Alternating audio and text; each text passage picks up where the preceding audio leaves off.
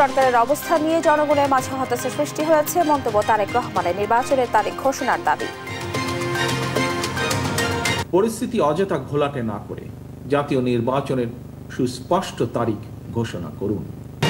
উদ্যোক্তা তৈরির সুযোগ করে দিতে ক্ষুদ্র ঋণের জন্ম, বলেন প্রধান উপদেষ্টা। মাইক্রো ক্রেডিট রেগুলেটরি অথরিটি ভবন উদ্বোধন। আজকের মধ্যে অন্তর্বর্তী প্রশাসন গঠন সহ 5 দফা দাবি 7 কলেজের শিক্ষার্থীদের।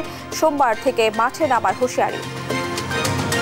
আগামী রোববারের মধ্যে যদি অন্তর্বর্তীকালীন প্রশাসন গঠনের প্রজ্ঞাপন জারি না হয়, তাহলে 19 মে সোমবার থেকে আমরা আবার মাঠের কর্মসূচিতে যেতে বাধ্য হব। স্থলবন্দর দিয়ে বাংলাদেশি পোশাক সহ বেশ কিছু পণ্য প্রবাসে ভারতে নিষেধাজ্ঞা। ব্যবহার করা যাবে সে দেশে 2টি সমুদ্র বন্দর। বড়পুকুরিয়া খনির ময়লাযুক্ত পানি থেকে কয়লার গুঁড়া সংগ্রহ করছেন 3 শতাধিক নারী। সেই আয় দিয়ে চলছে সংসার। ভারত পাকিস্তান সীমান্তে বাংকার তৈরিতে ব্যস্ত জম্মু কাশ্মীরের মানুষ। পরমাণু যুদ্ধের আশঙ্কা থামিয়েছে ওয়াশিংটন, দাবি ট্রাম্পের। এবং সংযুক্ত আরব আমিরাতকে 27 রানে হারালো বাংলাদেশ। তামিমের পর দ্বিতীয় বাংলাদেশি হিসেবে টি-20তে ইমামের সেঞ্চুরি। দেখছিলেন শিরোনাম সংবাদ সকালের সঙ্গে আছি আমি রাবেয়া ইসলাম স্নেহা। এবার বিস্তারিত। গণতন্ত্রের প্রাতিষ্ঠানিক রূপ দিতে অন্তর্বর্তী সরকারের অবস্থান নিয়ে জনগণের মাঝে হতাশা সৃষ্টি হয়েছে বলে মন্তব্য করেছেন বিএনপির ভারপ্রাপ্ত চেয়ারম্যান তারেক রহমান। শনিবার রাজধানীর গুলশানের একটি হোটেলে এনটিএম এর 8ম প্রতিষ্ঠাবার্ষিকী অনুষ্ঠানে এ মন্তব্য করেন তিনি। প্রশ্ন রাখেন, অন্তর্বর্তী সরকারের 10 মাস পেরিয়ে গেলেও এখনও কেন জুলাই আন্দোলনে হতাহতের তালিকা করতে পারেনি। নিয়াজ মোর্শেদের রিপোর্ট।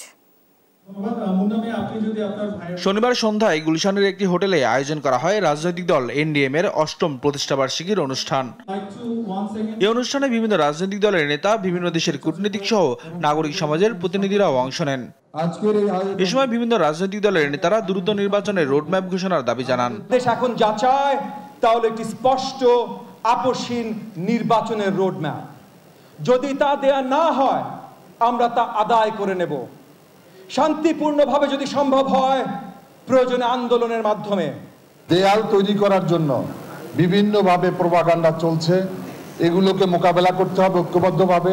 অনুষ্ঠানে প্রধান অতিথি হিসেবে ভার্চুয়ালি যোগ দেন বিএনপির ভারপ্রাপ্ত চেয়ারম্যান তারেক রহমান। 10 মাস পার হয়ে গেলেও জুলাই আন্দোলনে হতাহতদের তালিকা তৈরি করতে না পারায় অন্তর্বর্তী সরকারের সমালোচনা করেন তিনি। গণ অভ্যুত্থানের সরকার রাষ্ট্র ক্ষমতায় থেকে 10 মাসেও যদি জুলাই আগস্টের শহীদদের তালিকা চূড়ান্ত না করতে পারে, না করা যায়, তাহলে সেটি সরকারের সক্ষমতা বহন করে কিনা আজকের সম্মানিত সকল উপস্থিতির সামনে আমি প্রশ্নটি রেখে যাচ্ছি।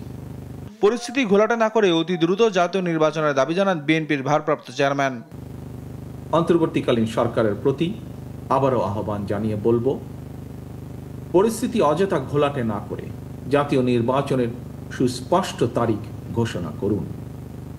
জনগণের ভোটে জনগণের কাছে দায়বদ্ধ সরকার প্রতিষ্ঠা করা না গেলে পতিত পলাতক স্বৈরাচারকে মোকাবেলা করা সহজ হবে। বলেন, বিভিন্ন দাবি দেওয়া নিয়ে দেশে অস্থিরতা বাড়ছে, আর এই অস্থিরতা বাড়লে সরকারের পক্ষে সামাল দেওয়া সম্ভব হবে না। নিয়াজ মোর্শেদ, দেশ টিভি, ঢাকা। ক্ষুদ্র ঋণের জন্য আলাদা ব্যাংক ও নতুন আইন প্রণয়নের নির্দেশনা দিয়েছেন প্রধান উপদেষ্টা ডক্টর মোহাম্মদ ইউনূস। বলেন, মাইক্রো ক্রেডিট ব্যাংক হবে একটি সামাজিক ব্যবসা প্রতিষ্ঠান, যা মুনাফা ভিত্তিক বাণিজ্যিক ব্যাংক নয়। শনিবার রাজধানীর আগারগাঁওয়ে নবনির্মিত মাইক্রো ক্রেডিট রেগুলেটরি অথরিটি ভবন উদ্বোধন অনুষ্ঠানে এসব কথা বলেন তিনি। মোহাম্মদ সাকিবের রিপোর্ট। শনিবার রাজধানীর আগারগাঁওয়ে নবনির্মিত micro credit regulatory authority MRA ভবন উদ্বোধন করেন প্রধান উপদেষ্টা doctor Mohammad Yunus. Bangladesh bank governor doctor Ahsan H Mansur বলেন, ক্ষুদ্র ঋণ ধীরে ধীরে স্বয়ংসম্পূর্ণতা অর্জন করেছে। বর্তমানে ব্যাংকিং খাতের প্রায় 10% সম্পদ রয়েছে মাইক্রো ক্রেডিটের। মাইক্রো ক্রেডিট হাঁটি পাপা করে আজকে অনেক দূরে গিয়েছে। বর্তমানে আমাদের ব্যাংকিং খাতের প্রায় 10% স্থান সমপরিমাণ অ্যাসেট আছে মাইক্রো ক্রেডিট সেক্টরে। এবং সবচেয়ে বড় কথা যেটা, ব্যাংকিং খাতে যে জায়গাগুলোতে দুর্বলতা, মাইক্রো ক্রেডিট খাতে কিন্তু সেই জায়গাগুলোতে শক্তিশালী একটা অবস্থান আছে। আর প্রধান উপদেষ্টা ডক্টর মোহাম্মদ ইউনূস বলেন, ক্ষুদ্র ঋণের জন্য নতুন আইনে আলাদা ব্যাংক তৈরি করতে হবে, যার লক্ষ্য মুনাফা অর্জন নয়, স্বল্প আয়ের মানুষকে উদ্যোক্তা হিসেবে গড়ে তোলা। মাইক্রো ক্রেডিট ব্যাংক নামে একটা আইন করতে হবে। এটা আইনের কথা আবাসিক নীতি আমরা পাচ্ছি এখানে।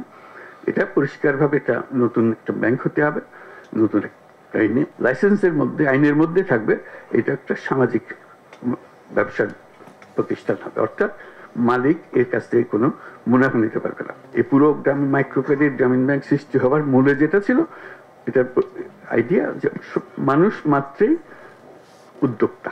ডক্টর ইউনূস আরো বলেন, মাইক্রো ক্রেডিট রেগুলেটরি অথরিটি শুধু বাংলাদেশের জন্য নয়, পৃথিবীতে দৃষ্টান্ত হিসেবে কাজ করছে। মাইক্রো ক্রেডিট রেগুলেটরি অথরিটি শুধু যে বাংলাদেশের জন্য কাজ করেছে তা না, এটা আন্তর্জাতিকভাবে অনেক দেশের সহায়ক হয়েছে, সাহায্য করেছে যে জিনিসটা করে দেওয়ার জন্য।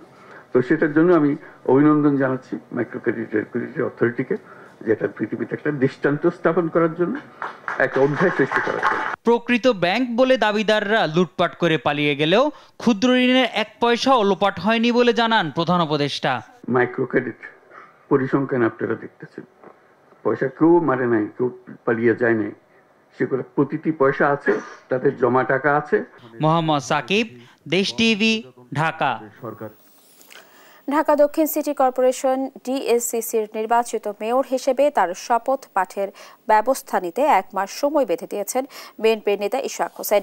শনিবার সন্ধ্যায় রাজধানীর জাতীয় প্রেস ক্লাবের সংবাদ সম্মেলনে এই কথা বলেন তিনি।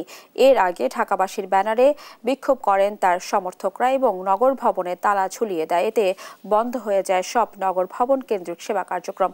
মোহাম্মদ আলাউদ্দিনের রিপোর্ট। দক্ষিণ সিটির মেয়র হিসেবে শপথের মাধ্যমে ক্ষমতা বুঝিয়ে দেওয়ার দাবিতে নগর ভবন থেকে সচিবালয় অভিমুখে লং মার্চ করেন ইশরাকের সমর্থক ও বিএনপি নেতাকর্মীরা। শনিবার তৃতীয় দিনের মতো ঢাকাবাসী ব্যানারে বিক্ষোভ করেন তার সমর্থকরা। এ সময় আদালতের রায়ে নির্বাচন কমিশন থেকে গ্যাজেট হওয়ার পরেও ঢাকা দক্ষিণ সিটি কর্পোরেশনের মেয়র হিসেবে ক্ষমতায় বসতে স্থানীয় সরকার উপদেষ্টা আসিফ মাহমুদ ও স্থানীয় সরকার মন্ত্রণালয়ের সচিব গড়িমসি করছে বলে অভিযোগ করেন ইশরাক হোসেনের সমর্থকরা।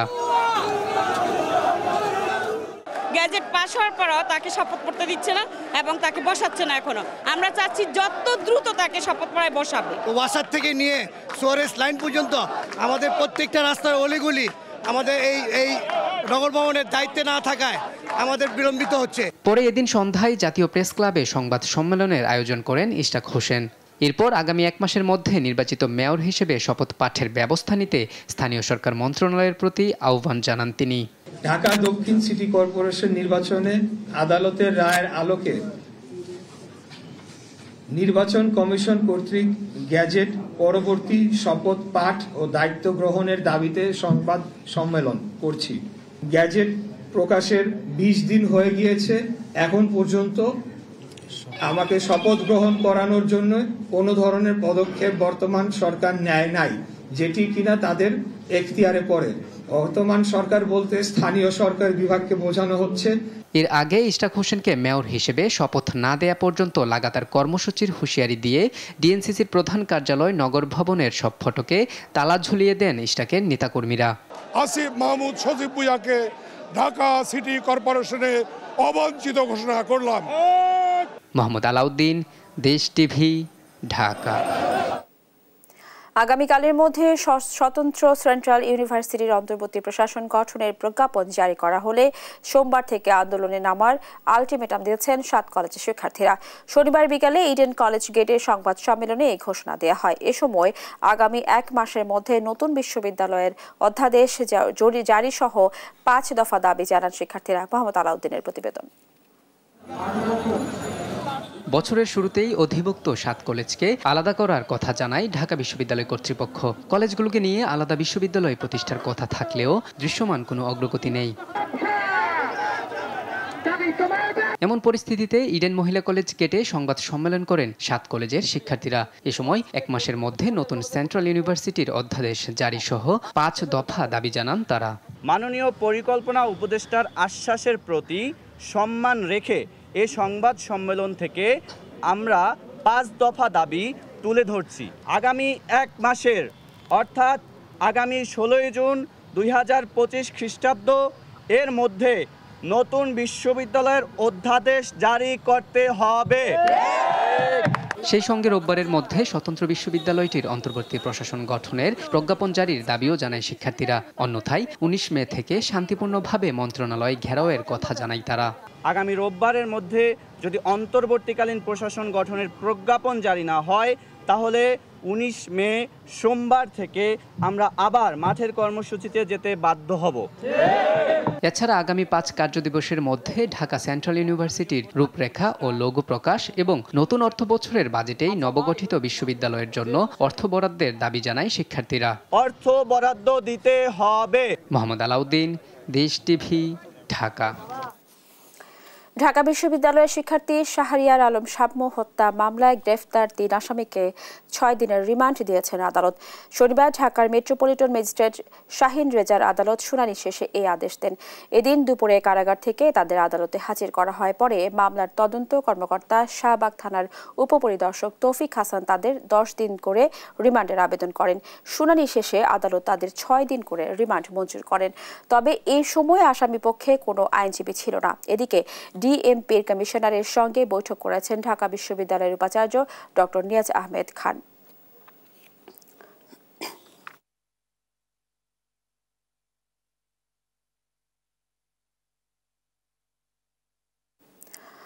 স্থলবন্দর দিয়ে বাংলাদেশি পোশাক সহ বেশ কিছু পণ্য প্রবেশে নিষেধাজ্ঞা দিয়েছে ভারত। শনিবার ভারতের বাণিজ্য ও শিল্প মন্ত্রণালয়ের বৈদেশিক বাণিজ্য অধিদপ্তর এক বিবৃতিতে এই তথ্য জানিয়েছে। এতে বলা হয়েছে, বাংলাদেশের কিছু নির্দিষ্ট পণ্য ভারতের স্থলবন্দর দিয়ে আসায় নিষেধাজ্ঞা আরোপ করা হয়েছে, যা তাৎক্ষণিকভাবে কার্যকর হবে। এর প্রেক্ষিতে বাংলাদেশ থেকে কোনো তৈরি পোশাক ভারতের কোনো স্থলবন্দর দিয়ে প্রবেশ করতে পারবে না। কেবল ভারতে 2টি সমুদ্র বন্দর দিয়ে বাংলাদেশি তৈরি পোশাক সে দেশে যেতে পারবে। এতে আরও বলা হয়েছে, আসাম, মেঘালয়, ত্রিপুরা এবং মিজোরামের কোনো শুল্ক পয়েন্ট এবং এর পাশাপাশি পশ্চিমবঙ্গের চ্যাংরাবান্ধা ও ফুলবাড়ি শুল্ক পয়েন্ট দিয়ে ফলের স্বাদযুক্ত পানীয়, কার্বোনেটেড পানীয়, প্রক্রিয়াজাত খাবার, তুলার বস্ত্র, প্লাস্টিকের পণ্য এবং কাঠের আসবাবপত্র আমদানি করা যাবে না।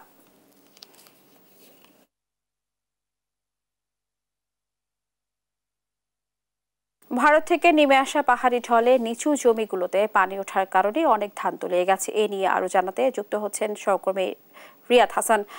রিয়াদ, আপনি নিশ্চয়ই আমাকে শুনতে পাচ্ছেন? রিয়াদ, যেমনটি বলছিলাম, ভারত থেকে হঠাৎ করে পানি আসাতে অনেক নিচু জমি তলিয়ে গেছে এবং সেই সাথে ক্ষতিগ্রস্ত হয়েছে অনেকটা ধানের জমি।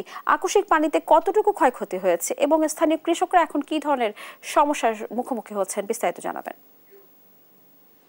স্নেহা, আসলে যেটি বলছিলেন যে জামালপুরের এই যে অসময়ে পাহাড়ি ঢলের যে পানি বৃদ্ধি পেয়েছে, এই পানি বৃদ্ধি পাওয়ার কারণে বিশেষ করে নিচু যে অঞ্চলগুলো রয়েছে সেই অঞ্চলগুলো তলিয়ে গেছে। তলিয়ে যাওয়াতে বিশেষ করে কৃষি প্রধান যে এই জামালপুর, এখানে ধানের কিন্তু একটু ক্ষয়ক্ষতি হয়েছে। আমরা যদি আপনাদের একটু দেখাই, যে তাহলে দেখবেন যে এই হঠাৎ করে পানি বৃদ্ধি পাওয়ার ফলে কৃষকের যে ধান, বিশেষ করে এই পানি বৃদ্ধির সাথে সাথে প্রচুর পরিমাণে বৃষ্টি হয়েছে এবং বৃষ্টির কারণে অনেক ধান আমরা দেখতে পেয়েছি যে যেটি পানির ভিতরে একদম মানে নষ্ট হয়ে যাচ্ছে এবং এই অবস্থা থেকে কৃষক মূলত বাধ্য হয়ে কিন্তু ধান কাটতে হচ্ছে। তবে আমরা কৃষি অফিসের সাথে কথা বলেছিলাম, তারা যেটি বলেছিল যে আরো 2 দিন পূর্বেই তারা একটি গণবিজ্ঞপ্তি দিয়েছিল এবং তারা বলেছিল যে 80% ধান যদি পেকে থাকে তাহলে সেই ধানগুলো কাটার জন্য সতর্কতা করেছিল। তবে আমরা একটু কথা বলতে চাইবো, এখানে একজন কৃষকের সাথে কথা বলতে চাইবো। এই যে আমি একটু জানতে চাচ্ছি যে এই যে আপনাদের ধান হঠাৎ করে পাহাড়ি ঢলের কারণে যে ক্ষয়ক্ষতি হয়েছে, আসলে আপনারা কেমন ক্ষয়ক্ষতি হয়েছে এবং এই ধান কেন কাটতে হচ্ছে আপনাদের?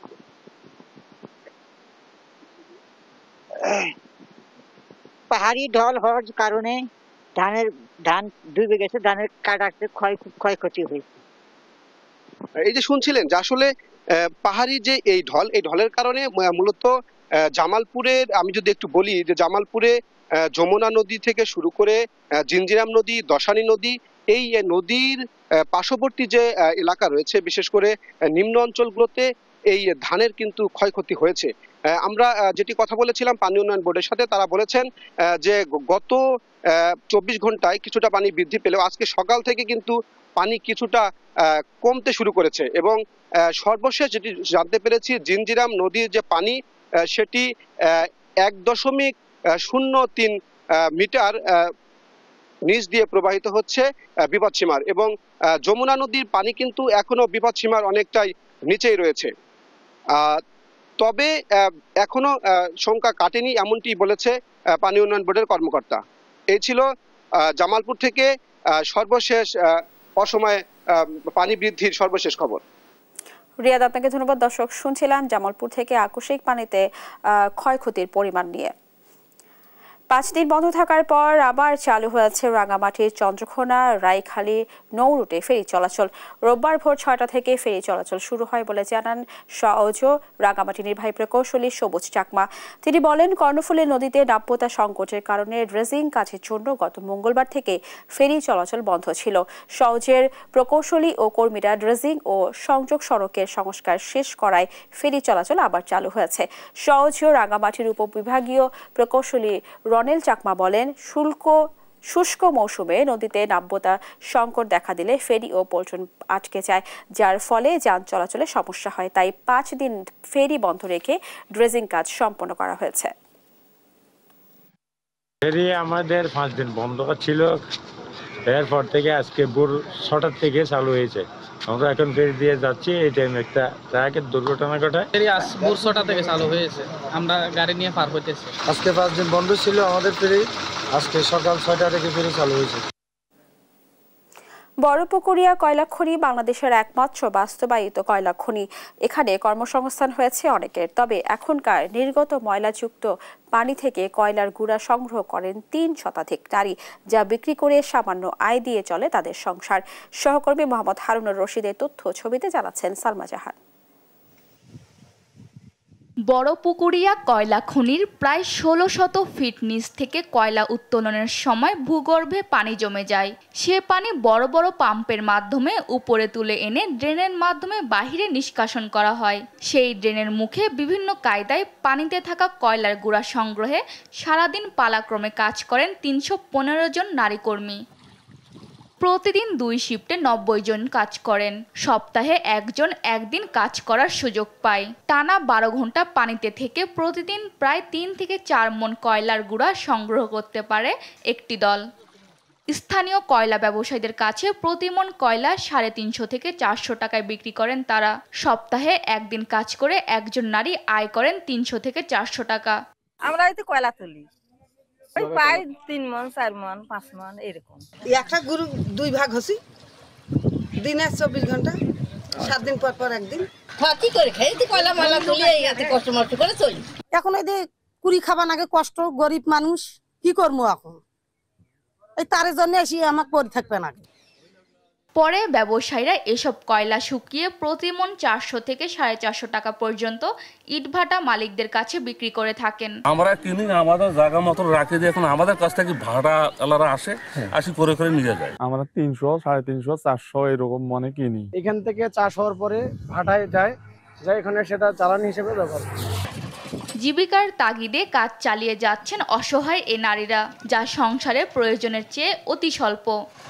নিউজ ডেস্ক, দেশ টিভি। নওগাঁর বদলগাছিতে পোশাক কারখানার উচ্ছিষ্ট কাপড় বা জুট দিয়ে পাপোশ বানানোর কারখানা গড়ে তুলেছেন শাহিন হোসেন নামে এক যুবক।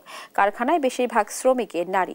এতে আর্থিকভাবে স্বাবলম্বী হচ্ছেন নারীরা, সেই সঙ্গে সংসারে ফিরছে সচ্ছলতা। কাজী কামাল হোসেনের রিপোর্ট, জানাচ্ছেন নুসরাত শোভা। পোশাক কারখানার উচ্ছিষ্ট কাপড় বা ঝুট দিয়ে তৈরি হচ্ছে বাহারি নকশার পাপোশ। নওগাঁর বদলগাছি উপজেলার ভান্ডারপুর গ্রামের যুবক শাহিন হোসেন পড়াশোনা শেষ করে চাকরির পেছনে না ছুটে সিদ্ধান্ত নেন ব্যবসা করবেন। সেখান থেকেই আসে এই আইডিয়া। ঝুট কাপড় কিনে 12টি মেশিন দিয়ে শুরু করেন পথ চলা। পড়াশোনা শেষ করে কি করব, চাকরি পাইনি। পরে অনেক চিন্তা ভাবনা করে এক বড় ভাইয়ের পরামর্শে এই প্রতিষ্ঠানটি আমি মাত্র 12 জন শ্রমিক দিয়ে শুরু করি। এরপর তাকে আর পেছনে ফিরে তাকাতে হয়নি। বর্তমানে তার কারখানায় মেশিন রয়েছে 120টি। শ্রমিক ৭০ জন, যাদের বেশিরভাগই নারী। এতে আর্থিকভাবে স্বাবলম্বী হচ্ছেন তারা, সেই সঙ্গে সংসারে ফিরছে সচ্ছলতা। জুট ফেব্রিক্স থেকে দড়ি তৈরি করা হয়, দড়িটা প্রসেস অনুযায়ী আমাদের কাছে আসে, সেটা আমরা পাপোশ তৈরি করি বিভিন্নভাবে, বিভিন্ন সাইজের। কাজের ফাঁকে আমি এখানে এসে কাজ করি, আমার বাচ্চা কাচ্চাকে লেখাপড়া করাই, বা আমার যা বেতন পাই তা দিয়ে আমার হাত খরচ চলে।